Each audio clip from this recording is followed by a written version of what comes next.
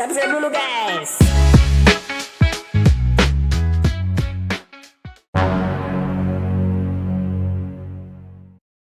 Di episode 5 ini latar waktu sudah melompat jauh. Kapal Nathan James sudah bisa beroperasi penuh, berlayar dengan semua mesin yang normal. Kepala teknisi Nathan James bahkan sudah pulih dan sembuh. Oh ya, kita belum tahu namanya. Kepala teknisi Nathan James bernama Letnan Andrea Garnett. Saat ini, kapal Nathan James sedang menuju ke sebuah tempat bernama Nicaragua dengan misi mencari monyet-monyet yang akan digunakan oleh Dr. Rachel untuk menguji coba vaksin purwarupanya. Singkat cerita, kapal Nathan James telah sampai di area perairan Nicaragua. Dua perahu motor terlihat diturunkan dan meluncur mengarungi sungai di sana, menuju sebuah suaka yang diyakini menjadi tempat keberadaan monyet-monyet. Tom, Mike, Danny, Tex, dan Rachel ikut dalam misi tersebut. Di kapal Nathan James, komando sementara dipegang oleh Letnan Andrea. Ia menjelaskan pada kru di Anjungan bahwa mungkin tim pemburu monyet akan berada di luar jangkauan radar dan radio. Jika itu terjadi, maka mereka akan menggunakan suar untuk berkomunikasi. Hijau itu artinya baik-baik saja dan merah tentu berarti sebaliknya. Tapi jika kita tidak menerima sinyal suar dalam 48 jam, sesuai protokol, tim penyelamat akan dikirim, jelas Andrea. Singkat cerita, tim pemburu monyet sudah sampai di tepi suaka. Komandan Tom meminta Dr. Rachel untuk menunggu di perahu bersama Tex dan dua prajurit lainnya. Karena Komandan Tom ingin memastikan terlebih dahulu apakah suakanya aman atau tidak. Dan sesuatu yang mereka takutkan pun terjadi. Setelah beberapa langkah Tom dan pasukan menjelajahi hutan, mereka tiba-tiba disambut oleh orang-orang yang nampak sudah terinfeksi virus, berusaha meminta pertolongan. Komandan Tom dan prajuritnya langsung saja mengenakan masker gas. Lalu karena mereka tidak bisa berbuat apa-apa untuk menolong orang-orang yang terinfeksi itu, Tom memerintahkan pasukannya untuk mundur kembali ke perahu. Setelah itu, Tom memberi perintah agar Dr. Rachel dibawa kembali ke kapal Nathan James. Karena di sini terlalu berbahaya.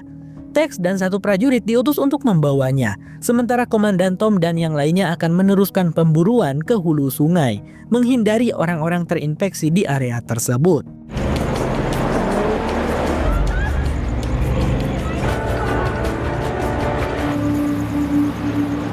Letnan Andrea di kapal nampak bertanya-tanya saat melihat radar dua perahu tim pemburu yang berpisah kedua arah yang berbeda. Dan tak lama dari itu, radar perahu Komandan Tom pun menghilang. Sinyal radio juga sudah tidak terjangkau. Maka dari itu, Tom memerintahkan prajuritnya untuk menembakkan sinyal suar hijau.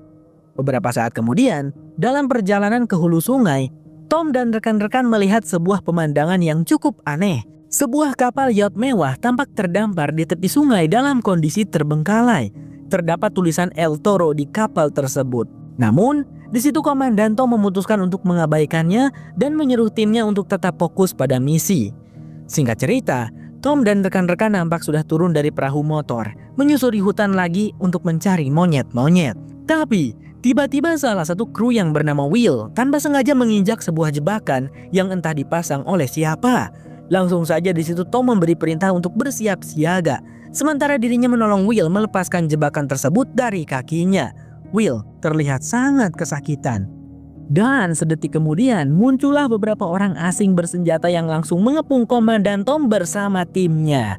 Karena kalah jumlah, Tom dan pasukannya tidak punya pilihan selain menyerah.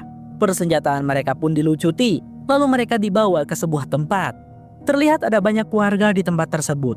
Mereka semua nampaknya tidak ada yang terjangkit virus, tapi entah kenapa tempat tinggalnya sangat tidak layak.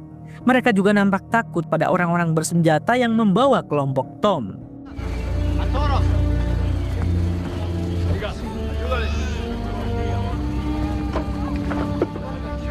¿Qué estás haciendo, Sentando en el culo, no hacemos nada. Sigue caminando, vamos. Ternyata orang-orang asing bersenjata itu adalah kelompok kartel yang dipimpin oleh seseorang bernama El Toro. Menjelaskan tentang kapal yacht mewah yang tadi sempat kita lihat. Kapal itu ada tulisan El Toro-nya. Kelompok El Toro benar-benar bengis. Ia tidak segan menghajar para warga yang tampak bermalas-malasan, memerintahkan mereka untuk tetap bekerja, yaitu mencari makanan, menyediakannya untuk kelompok El Toro. Tak lama kemudian, Komandan Tom dan timnya pun sampai di kediaman El Toro. Dan inilah dia penampakan dari orang bernama El Toro itu. Ia menyambut kelompok Tom dengan hangat. "Maaf, aku terpaksa memerintahkan anak buahku untuk mengamankan dulu senjata kalian untuk alasan keamanan. Dan wah, salah satu prajuritmu terkena jebakan ya, Komandan. Kasihan sekali, jebakan itu ada racunnya. Tapi tenang, kami punya penawarnya. Dokter kami akan mengobati prajuritmu," ucap El Toro. Ia lalu mengajak Tom bersama timnya untuk makan siang bersama. Sambil menyantap hidangan, El Toro menanyakan apa tujuan kelompok Tom datang ke hutannya dengan membawa kargo dan senapan peluru bius. Dengan jujur, Tom menjawab bahwa mereka sedang mencari monyet-monyet untuk diteliti. Tapi Tom tidak menyebutkan bahwa mereka akan menggunakan monyet itu untuk subjek tes vaksin Purwarupa. Maraslah kalau ada drama ingin merebut vaksin. "Baiklah, Komandan. Setelah makan siang dan setelah prajuritmu diobati, kalian boleh pergi. Dan kami juga akan membantu menangkapkan monyet untuk kalian," ucap El Toro. Ia lalu memperkenalkan seorang pria tua bernama Degado. Dia adalah kepala desa dari warga-warga yang Tom lihat tadi. Jadi sedikit cerita teman-teman, ketika virus delas melanda, Degado bersama para warganya mengungsi ke hutan itu. Di saat yang sama, El Toro dan kelompoknya juga melakukan hal yang sama, mengungsi dengan menaiki kapal yacht. Tapi sayang, kapalnya kandas di sungai tersebut. Tapi untunglah El Toro bertemu dengan Degado dan para warganya. Setelah itu, kami menjalin kerjasama. Warga Degado menyediakan tenaga dan sumber daya, sementara kami menyediakan keamanan dan infrastruktur. Tidak ada satupun orang terinfeksi yang bisa masuk ke wilayah ini. Jadi, semuanya aman di sini, sama-sama enak dan diuntungkan. Simbiosis mutualisme, jelas El Toro sambil tersenyum. Tapi tiba-tiba, putrinya Degado yang bernama Karina berontak. Ia membantah perkataan El Toro itu dan bahkan menyebut El Toro sebagai orang yang brengsek. "Dia memaksaku dan para wanita yang menurutnya cantik untuk menikah dengannya. Jika kami menolak, kami akan dibunuh. Semua warga terpaksa bekerja untuknya karena takut dibunuh. Kumohon tolong kami," teriak Karina. Sang ayah langsung saja menyuruh putrinya itu untuk diam. Ia terlihat sangat panik dan berusaha memohon pada El Toro untuk memaafkan kelancangan putrinya. Melihat hal itu, Mike tidak bisa menyembunyikan kekesalannya. Sedangkan Tom berusaha tetap bersikap diplomatis. "Kami tidak akan mencampuri urusan kalian. Jadi aku rasa ini saatnya kami pergi," ucap Komandan Tom. Oh iya, yang ada di meja makan hanya Tom dan Mike karena dua prajurit lainnya yaitu Letnan Danny dan Master Chief Jeter sedang menemani Letda Will yang diobati. Mereka bersyukur saat mengetahui demamnya Will sudah turun. Beberapa saat kemudian terlihat Mike dan Danny sedang mengangkut kargo berisikan monyet-monyet ke pinggir sungai agar mudah dinaikkan ke perahu motor mereka. Tapi di momen itu mereka mendengar teriakan Karina. Karena tadi gadis itu sudah menghina El Toro, dia pun dihukum dengan cara akan dikirim ke seberang sungai di mana di sana terdapat kumpulan warga yang terinfeksi virus delas. Sebelumnya kita sudah lihat. Mike dan Danny yang melihat itu benar-benar tidak bisa lagi menahan diri. Mereka berusaha menghentikan aksi kejam itu. Tetapi karena jumlah mereka hanya 2 orang, keduanya segera terkalahkan dengan singkat oleh anak-anak buahnya El Toro. Tak lama kemudian, Komandan Tom datang ke tempat tersebut. El Toro di situ tampak marah. "Anak-anak buahmu berusaha ikut campur urusan kami." Di situ Komandan Tom tidak mengatakan maaf atau apapun. Ia hanya berkata, "Lepaskan rekan-rekanku." Kemudian El Toro membuat kesepakatan. Ia akan memaafkan tindakan ikut campur kelompoknya Tom dan membiarkan mereka pergi membawa monyet-monyet. Tapi El Toro menyita semua senjata kelompok Tom, tidak akan mengembalikannya. Karena tidak ingin ada konflik lagi, Tom pun menyetujui hal itu. Namun sebelum pergi mereka sempat melihat lagi kejahatan seorang El Toro yang kali ini membawa putri bungsu Degado untuk dipaksa menikah dengannya untuk menggantikan Karina. Singkat cerita, Tom dan kawan-kawan sudah naik ke perahu dan dalam perjalanan pulang ke kapal. Namun Mike meminta untuk berhenti. Ia tidak tahan lagi untuk tidak ikut campur. Mike merasa bahwa mereka harus menyelamatkan para warga Degado. Jeter sempat mengingatkan tentang misi mereka yang lebih penting. Kembali dengan selamat ke kapal, membawa monyet-monyet untuk Dr. Rachel dan menyelamatkan dunia. Tapi Danny berkata, "Jika kita bahkan tidak bisa menyelamatkan mereka, apa kita pantas mengemban misi menyelamatkan dunia?" Maka dari itu, Tom setuju untuk putar balik dan menjalankan misi baru menyelamatkan warga Degado. "Aku menghitung ada 13 penjaga, 7 di perkemahan, 4 di camp warga dan 2 di perimeter. Jumlah itu masih bisa kita tangani," ujar Tom. Singkat cerita, hari sudah gelap saat Tom, Mike, dan Danny melancarkan aksi mereka. Sementara Jeter ditugaskan untuk menjaga perahu bersama dengan Will yang terluka. Berjaga-jaga jika semisalnya misi penyelamatan ini gagal, maka Jeter dan Will bisa pergi duluan membawa monyet penelitian untuk Dr. Rachel. Oh iya, alasan kenapa mereka tidak menghubungi pasukan di Nathan James, ya karena alat komunikasi mereka disita oleh El Toro. Dan jikalau pulang dulu ke Nathan James, takutnya El Toro keburu jadi menikah dengan putrinya Delgado. Awalnya Tom dan kawan-kawan berusaha melumpuhkan para anak buah El Toro dengan menggunakan teknik stealth kill. 4 penjaga berhasil mereka tumbangkan dengan teknik senyap tersebut, lalu merampas persenjataannya. Tapi di penjaga yang kelima, terpaksa Tom harus menembaknya, karena jika tidak maka Danny akan terbunuh. Suara tembakan itu tentunya terdengar oleh El Toro dan penjaga lainnya.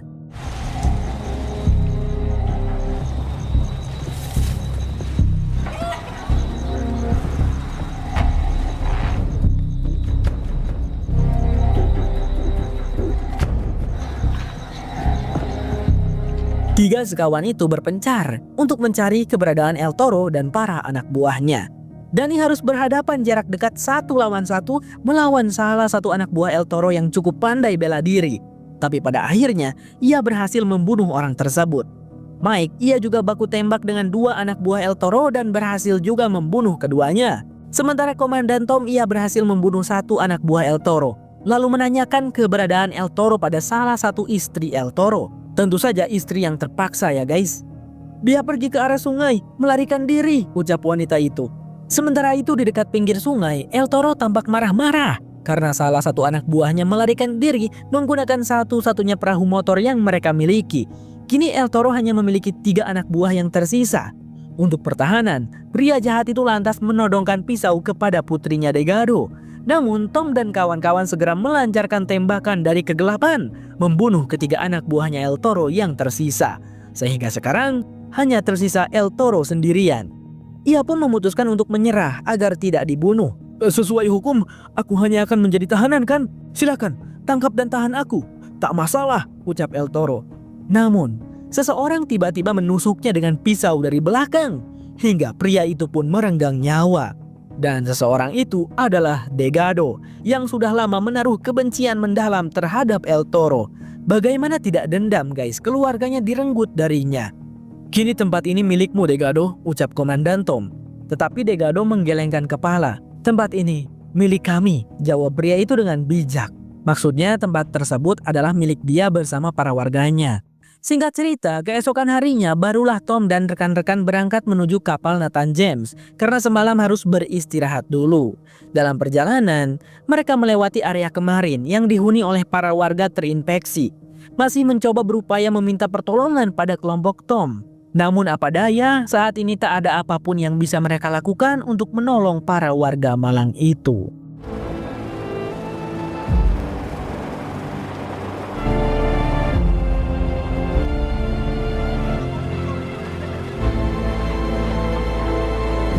The Last Ship bersambung. Komandan Tom memegang mikrofon GA, memberikan sebuah pengumuman pada seluruh kru Nathan James. Kabar baik telah tiba. Kita berhasil menangkap 34 monyet. Dengan itu, Dr. Rachel akan menguji vaksin purwarupa virus The Last. Kita tidak akan menunggu dalam diam. Kita akan berlayar pulang ke rumah. Rekan-rekan semua, bersiaplah, ucap Komandan Tom. Semua kru Nathan James bersorak senang, bersyukur dan lega mendengar kabar gembira itu. Namun selang beberapa jam kemudian, Tom mendapatkan kabar buruk dari Dr. Rachel yang telah gagal menggunakan 6 monyet. Dari 6 monyet yang disuntik 6 vaksin jenis berbeda, semuanya meninggoy, tidak ada yang selamat. Meski begitu, Rachel tidak menyerah. Justru baginya hal seperti ini sudah wajar dalam dunia penelitian. Dari setiap kesalahan, selalu ada data berharga yang bisa menjadi pijakan untuk langkah berikutnya. Aku akan terus berusaha, memodifikasi dan bereksperimen, ucap Dr. Rachel. Tom mengerti hal itu. Namun, ia meminta agar Rachel membuang mayat-mayat monyet itu secara diam-diam pada malam hari. Tom tidak ingin krunya sampai tahu jika percobaan pertama Dr. Rachel berakhir gagal. Tom tidak mau para krunya kehilangan harapan. Tapi pada malam harinya saat Rachel membuang mayat-mayat monyet, tanpa sengaja ada 2 prajurit Nathan James yang melihatnya dari kejauhan. Mereka pun bertanya-tanya apa yang dibuang oleh Dr. Rachel. Pada keesokan harinya, Tom mengajak Mike dan Jeter berbicara secara privat, memberitahukan tentang kegagalan Dr. Rachel. Hari ini pun wanita itu sudah kehilangan 6 monyet lagi, sehingga hanya tersisa 22 monyet. Tom mengerti jika percobaan pasti akan gagal dulu berkali-kali sebelum akhirnya bisa berhasil. Namun jika terus gagal, maka persediaan monyet mereka akan habis. Mike, Jeter, menurutku kita harus memberhentikan kapal. Jika kita pulang ke rumah yang jaraknya 7 hari, lalu di sana kehabisan monyet karena Dr. Rachel belum berhasil, sama saja dengan membuang-buang bahan bakar jika kita harus kembali lagi ke Nicaragua. Jadi untuk sementara kita cari alasan dulu pada para kru untuk berhenti. Untung kita belum terlalu jauh dari Nicaragua, jelas Komandan Tom. Mike maupun Jeter setuju dan sependapat dengan Komandan Tom. Tapi beberapa saat kemudian Quincy yang mengetahui kapal Nathan James berhenti berlayar mulai menghasut teman main caturnya, berkata bahwa kemungkinan besar vaksin purwarupa Dr. Rachel telah gagal.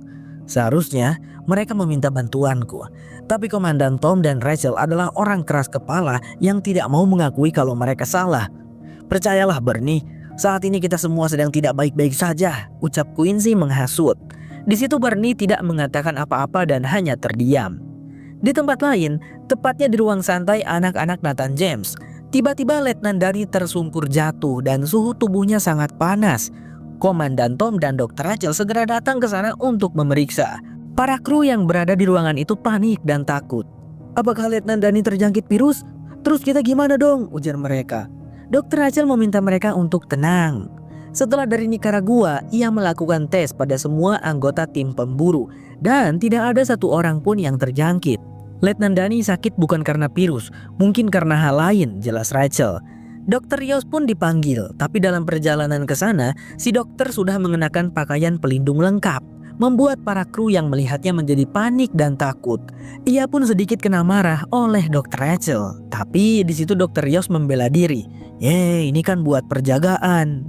Setelah memberikan pertolongan pertama pada Letnan Danny agar demamnya turun dan dia tidak kekurangan cairan, Dr. Rios pun mengambil sampel darahnya untuk dites, untuk mengetahui sebenarnya apa penyebab Danny sakit, sampai-sampai ada darah juga dari mulutnya.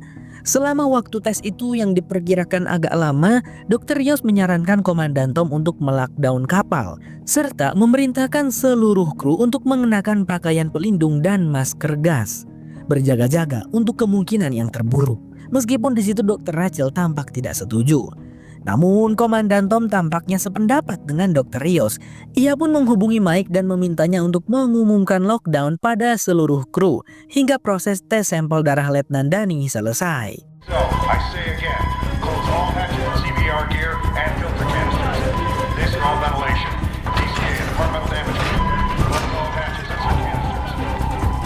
Smell, pass out CBR gear, ensure all ventilation. DCA and departmental damage control. Di sela-sela persiapan lockdown itu, rumor tentang kegagalan Dr. Rachel sudah menyebar karena ada 2 kru yang melihat wanita itu membuang monyet-monyet yang sudah mati ke laut. Mungkinkah virus itu mulai menyebar dari mayat monyet-monyet, pikir mereka.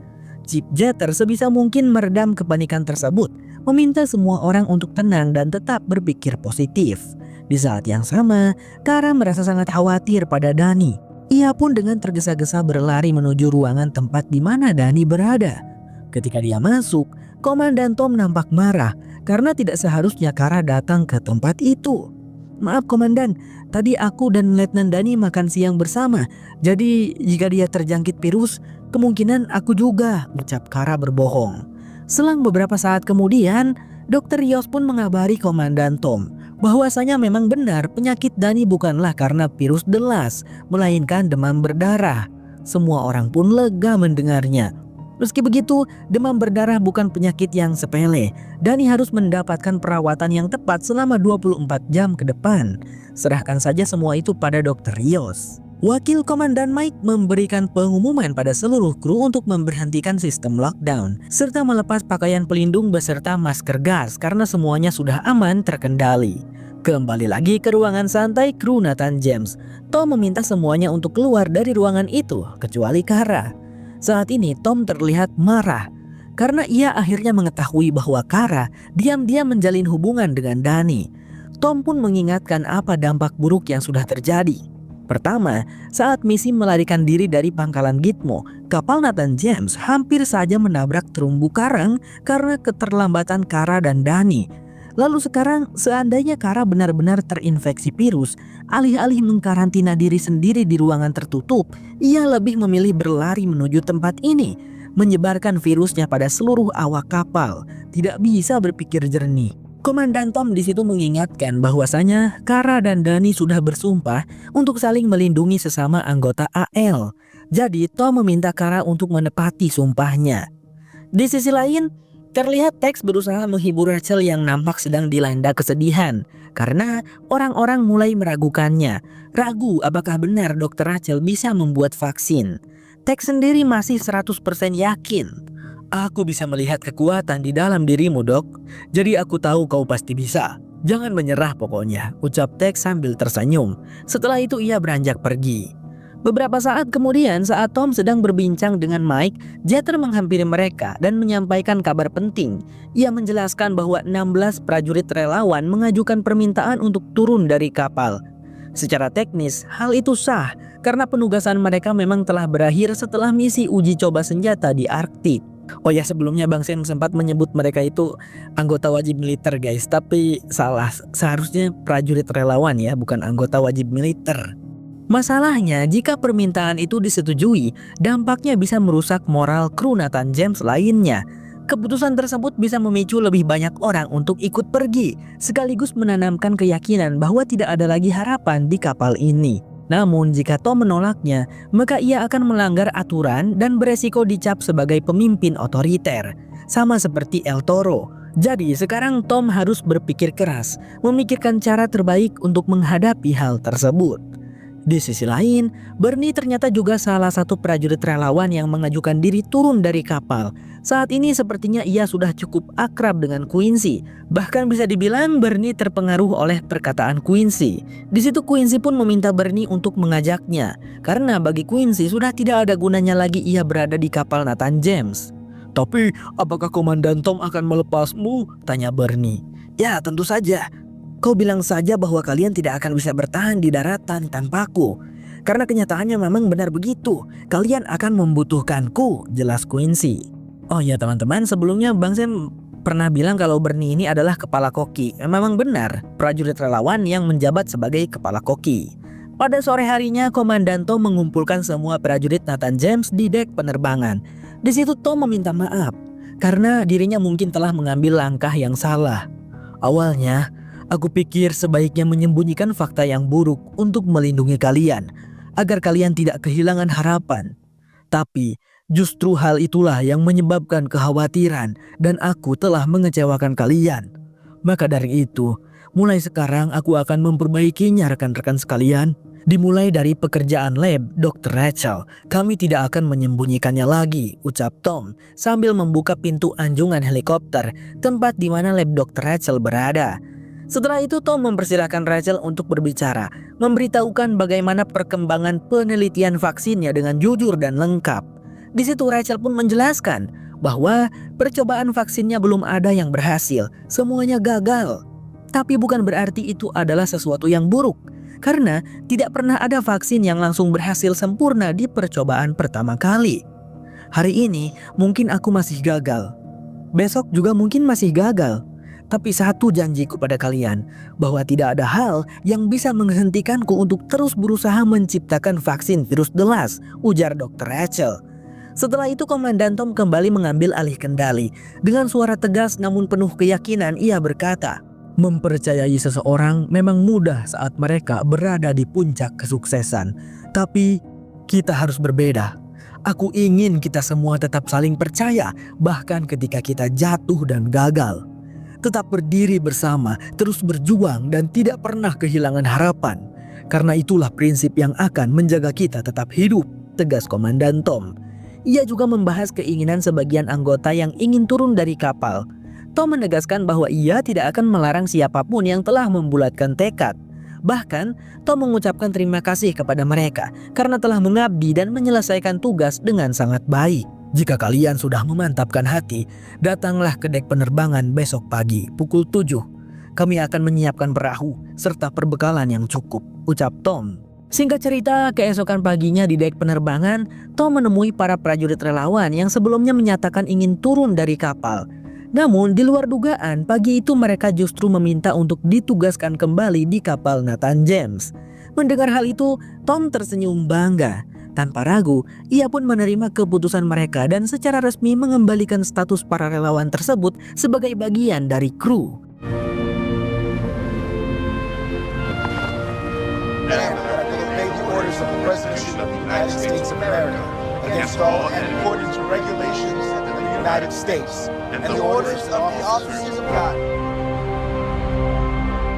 Setelah itu Tom menemui Dr. Rios yang sedang merawat Dani.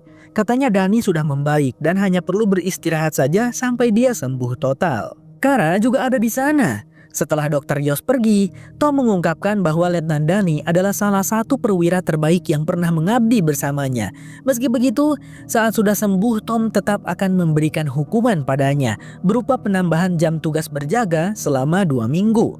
Kara juga mendapat hukuman harus mengajari para perwira junior di Departemen Teknik agar semuanya memenuhi kualifikasi untuk berada di pos CIC. Pos CIC sendiri merupakan pusat kendali kapal, tempat seluruh data radar, navigasi, komunikasi, dan sistem persenjataan dipantau serta dikendalikan. Karena itu, setiap personel yang bertugas di sana harus memiliki kemampuan teknis dan konsentrasi yang tinggi. Setelah dari sana, Tom pergi lagi kali ini menemui Quincy untuk menyita papan caturnya dan berkata bahwa Quincy tidak diperbolehkan lagi bermain catur dengan Bernie. Tampaknya Bernie sudah melaporkan kelakuan Quincy yang suka menghasutnya. The Last Ship bersambung.